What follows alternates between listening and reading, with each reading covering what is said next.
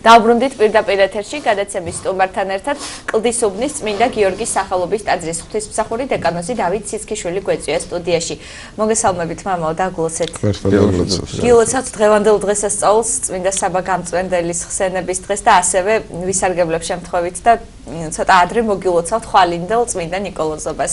გაიხარეთ მეც გილოცავთ და მრავალ დღესასწაულს დასწრებოდა ჩეგწეოდა წმინდა საბა გამწვენდელის და წმინდა ნიკოლოზის. ამინ. თავს ქვეყანას და თავს უფლიოს. მამაო, ჩვენ სწორედ წმინდა ნიკოლოზის შესახებ უნდა ვისაუბროთ. თქვენ წიგნი გაქვთ გამოცემული მის შესახებ ცხოვრებაზე, სასწაულებზე, რომელიც წმინდა ნიკოლოზის სახელს უკავშირდება.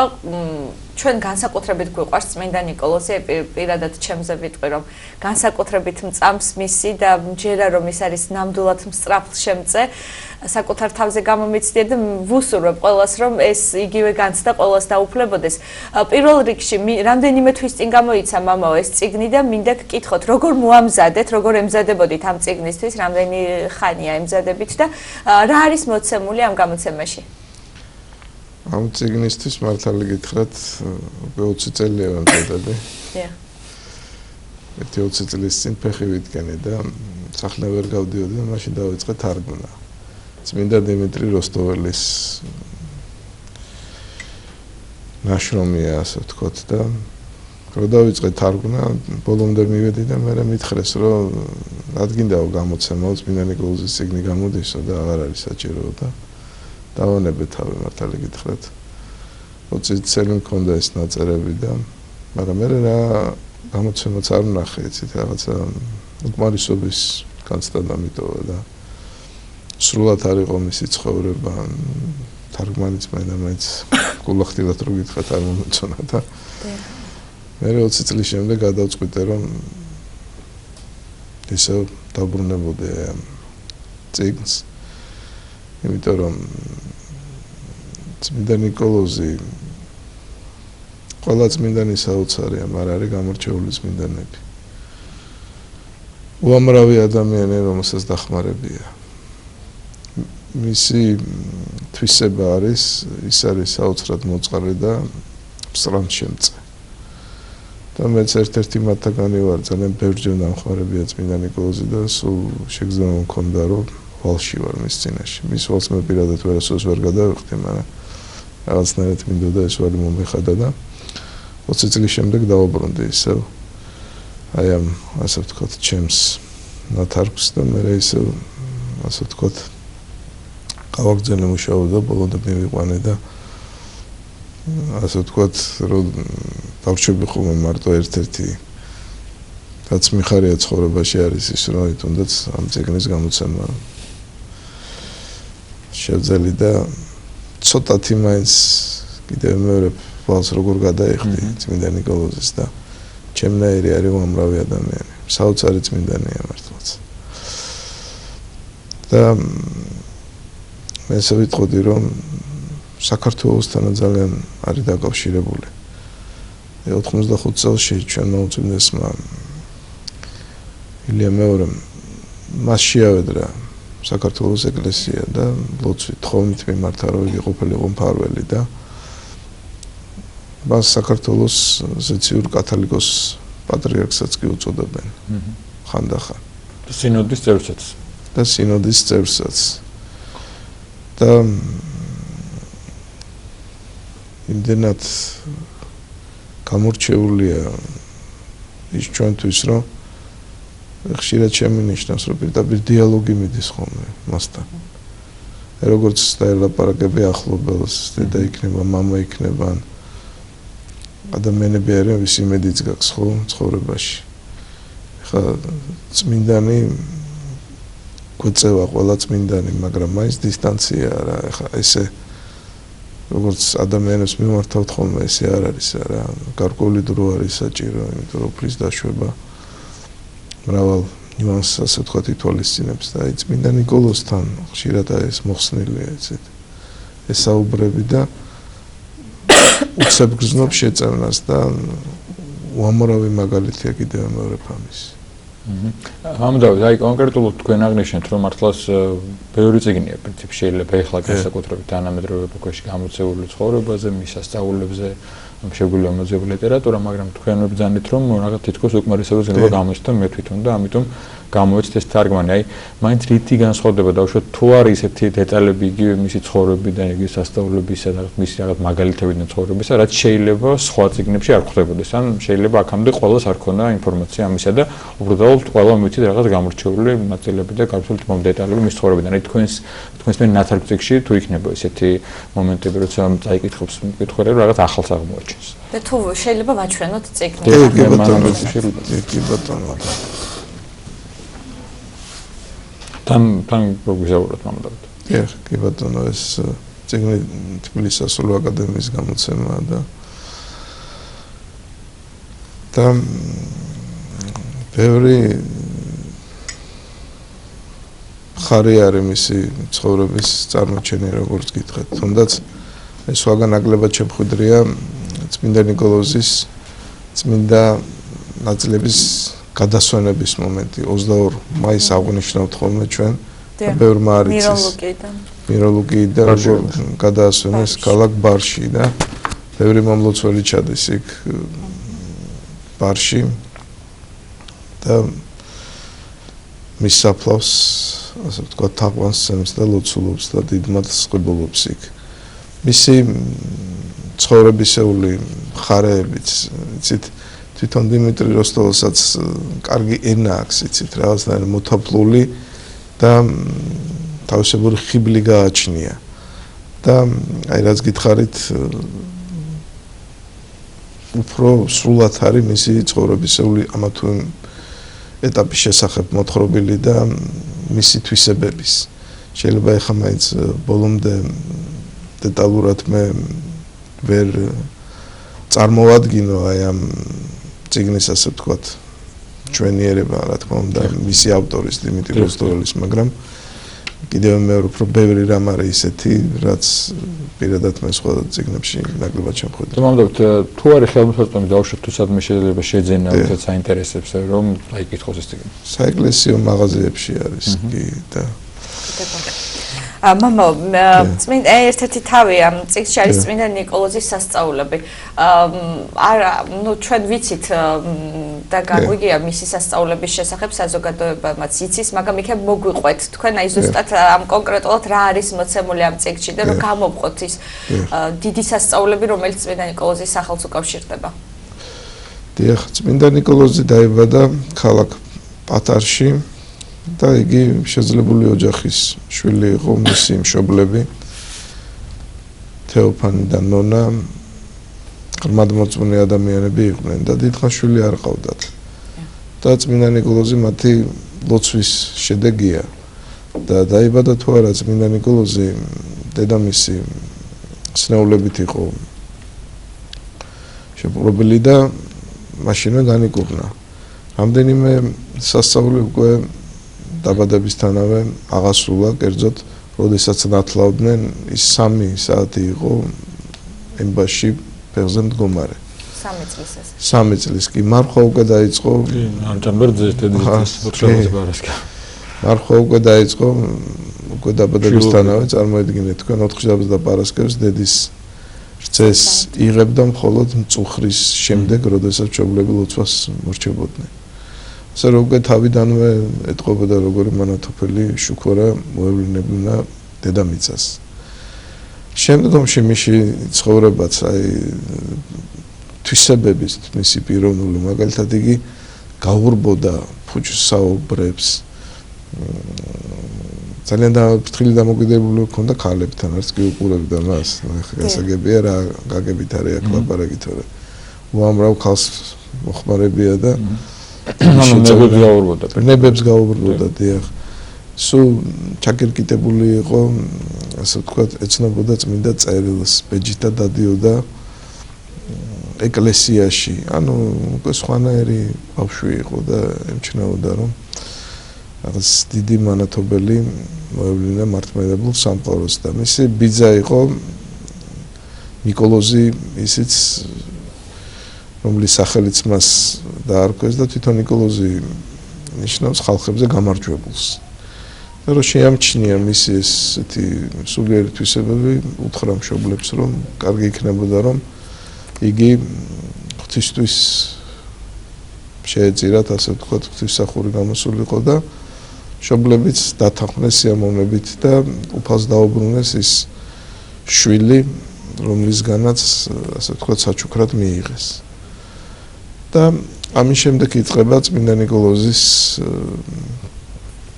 უკვე სამღვდელო მოღვაწეობა, იგი თლად აკურთხეს და მერე უკვე აირჩიეს მიროლუგიის მთავარეპისკოპოსად. ესეც საოცარი შემთხვევა არის. ის წავიდა იერუსალიმში მოსალოცად, რომ ჩამოვიდა იქიდან ერთ-ერთ მონასტერში გამარტოვდა, ასე ვთქვათ, იქ აპირებდა ცხოვრების ბოლომდე ყოფნაც, იმიტომ რომ კარგი საძმო იყო, მდუმარებაში იყო, ბევრს ლოცულობდა, მაგრამ უფლის ხმა მოთხრა, რომ ის არ იყო ის ყანა, სადაც უნდა მას მოემკა და გააგზავნა ერში და წავიდა სრულიად უცნობ ქალაქში, მურში. წარმოიდგინეთ თქვენ, აი როგორი პიროვნულად გაბედული საქციელი ხა თქვენ რო წახვიდეთ სრულიად უცნობ ქალაქში. თან უკვე თავის ქალაქში, მხარეში სახელი ჰქონდა, ბევრი პატივისცემდა. ამან მიაშურა სხვა ქალაქს, სადაც არავინ არ იცნობდა და ღარიბ ყატაკივით ცხოვრობდა. და იქ გარდაიცვალა, როდესაც იგი ჩავიდა მთავარეპისკოპოსი იოანე და დადგა საჭიროება, რომ მისი შემცვლელი აირჩიათ. და იქ დიდი შეხლა-შემოხლა იყო, სხვადასხვა კანდიდატები იყვნენ და ბოლოს რამდენიმე ეპისკოპმა ჩათვალა, რომ კარგი იქნება თუ ღვთისნებას გამოვიძიებთო. ჩვენ კი არ უნდა ავირჩიოთ, არამედ უნდა ჩავწდეთ უფლისნება რა არისო და დაიწყეს ლოცვა. და უხუცეს ეპისკოპოსი მხარის ჰქონდა ხილვა, რომ ვინც პირველად მივიდოდა ეკლესიაში და შევიდოდა პირველი, აი ის უნდა არჩეული იყოს სწორედ მთავარეპისკოპოსად და დაუდარაჯდა და მივიდა წმინდა ნიკოლოზი. წმინდა ნიკოლოზი ყველაზე ადრე მიდიოდა ტაძარში და იქ ხილვაში უთხრეს მას, რომ ნიკოლოზი არისო, მისი სახელიო და რომ დაინახა წმინდა ნიკოლოზი, პირველი მივიდა, კითხა ვინ იყო წმინდა ნიკოლოზი, ჯერ პასუხი არ გასცა და მე დაემორჩილა და უთხრა, თქვენი მონა გახლავართო, ნიკოლოზი მქვიაო და ისეთი სიმშვიდით, მორჩილებით, სათნოებით უთხრა ეს, რომ უკვე ერთიც აღარ შეპარვიათ, რომ ის უნდა ყოფილიყო მთავარეპისკოპოსი. აი ეს სასწაულებრივად მოხდა მისი მთავარეპისკოპოსად არჩევა. შემდეგ მრავალი განსასწრელი გადაიტანა, იგი იყო ჩამწყდეული საპყრობილეში, დიახ, იმპერატორ დიოკლეტიანეს დროს დაიწყო ქრისტიანთა დევნა და წმინდა ნიკოლოზსაც შეეხო ეს, ჩამწყდეული იყო საპყრობილეში. საკმარისად იტანჯა იქ, შემდეგ კონსტანტინე დიდის დროს მოხდა მისი განთავისუფლება და შემდგომ უკვე ემსახურებოდა ხალხს და უამრავი გაჭირებული მიდიოდა მასთან, სნეულებს კურნავდა, არიგებდა, შეპყრობილებს, ასე ვთქვათ, ანთავისუფლებოდა ბოროტი სულებისგან და მთელი ცხოვრება ეს არის ხალხის, მე ესე ვიტყოდი, სამსახური. და დღესაც გრძელდება კიდევ მეორე, ეს არის გამორჩეული წმინდანი, მე ესე ვიტყვი, საქართველოსთვის და ადამიანები ვართ, იცით, როდესაც აი ამ თითქოს ზეცა თანახულა, თან შორია, როდესაც ზეცა ძალიან გიახლოვდება და ესეთ დიდ თანაგრძნობას გრძნობ, არა, უკვე გამორჩეული ხდება რომელიღაც წმინდანი და ფოტოშურის ამოსცენის სტატისტიკა გამოქვეყნდა, სოფლიო მასშტაბებით გამოიკითხენ მორწმუნეები და ერთ-ერთი ყველაზე საყვარელი წმინდანია თელოსოფიაში წმინდა ნიკოლოზი. და ასევე ვიცით, რომ მისი გარდაცვალების შემდგომ ძალიან ბევრი ხილულად იხილეს ხალხმა სასწაულებში. აი მამდავით, თქვენ ბრძანეთ, რომ მისმა უწმინდესობამ შეავედრა წმინდა ნიკოლოზი საქართველოს ეკლესია და განსაკუთრებული მფარველია, ხო? საქართველოს ეკლესიის ბუნებრივია საქართველოს ქართველი ხალხის. და ძალიან უყვარს ქართველებს, შეიძლება ძალიან არაღრმად მორწმუნეებსაც უყვარს წმინდა ნიკოლოზი, ვისაც საერთოდ ღმერთი წამს. რამდენად მნიშვნელოვანია, როცა ჩვენ ვზეიმობთ აი ხვალ ნიკოლოზობას. რამდენ მნიშვნელოვანია რომ ადამიანი რომელიც აღნიშნავს ამ დღესასწაულს იცის მის შესახებ უყვარს წმინდანი იცოდეს მისი ცხოვრება გაეცნოს წაიკითხოს აი დღესასწაულთან მაინც რომ იცოდეს რას აღნიშნავს რატოა საყვარელი წმინდა რით არის გამორჩეული და ბუნებრივია შეავედროს მას ქვეყანა სამშობლო და ასე შემდეგ და არა მარტო ანგარებით რომ რაღაც სასწაულ მოქმედია რაღაც მატერიალური თხოვს და თუმცა ამის ხშირია რომ ეწევანი წმინდა ნიკოლოზი მაგრამ ბუნებრივია რამდენად მნიშვნელოვანია ვიცოდეთ ვის ვევედრებით და რატო ვევედრებით რატო ეს გამორჩეული წმინდანი დიახ რა თქმა უნდა ეს ძალიან მნიშვნელოვანია და სამწუხაროდ ახლა ისეთი დრო მოვიდა რომ წიგნებს ნაკლებად კითხულობენ და მრევლისთვისაც ეს დიდი პრობლემა გახდა მოძღვრისთვის იმიტომ რომ სასულიერო ლიტერატურას ნაკლებად ეცნობიან ესე ვიტყოდი და ეს არის ერთ-ერთი უნიშნულოვანესი მომენტი. აი მამა-პაპის ათონელი აღნიშნავს მაგალითად რომ ხშირად დღესასწაულებსო მარტო ტრაპეზით და წოდებით ხდებიანო და იმისთვის რომ გაითავისო დღესასწაულის არსიო და წაიკითხო იმ დღესასწაულის შესახებ უნდა ილოცო განწყობა შეიქმნაო და ეხა პირდაპირ ტრაპეზს ელოდებიან. მე მახსენდება ერთ-ერთი ცნობილი ქალბატონი იყო მის სიტყვები რომ აი მიხარიო მაგალითად აღდგომაშობა როგორ არ მიხარია მაგრამ რო არ მარხულობო არა ეს სიხარული ფერკთალდება ასე რომ დღესასწაულს უნდა შეხვედრა ეკლესიაში ვთქვათ შევსულ ვარ მე არ მილოცია და ცარიელი გამოსულ ვარ და რომ მილოცია უკვე სხვა განწყობით დამეტოვებია ტაძარი აი ესე არის დღესასწაული და მით უმეტეს წმინდა ნიკოლოზი ისეთია რომ უნდა იცნობდა მის სასწაულებს მის ცხოვრებას და მე რა არის იცით კიდე ერთი დეტალი რაზეც მინდა ყურადღება გავამახვილო არის ის რომ ხშირად ფიქსირდება ის რომ როდესაც სასულიერო ლიტერატურის კითხვას იწყებ სხვა ხალხის ლიტერატურა ნაკლებად გაინტერესებს იმდენად რომ მააზროვანია და მიმწიდველია და იმ ხელს სიამოვნებას გრძნობ რომ როგორ გითხრათ რა ერთი ხრი შეიძლება ვაყოფითი ხარის მატარებელიც იყოს იმიტომ რომ შეიძლება ჩვენ იმ წიგნებს რომელიც პროფესიონალური კუთხით გჭირდება რა გულს ვეღარ უდებ და ამაზე კარგი უნდა წაიკითხო რაც წმინდა ნიკოლოზის ცხოვრება მაგრამ ისეთ რა არის ხა გულახდილად რომ თქვა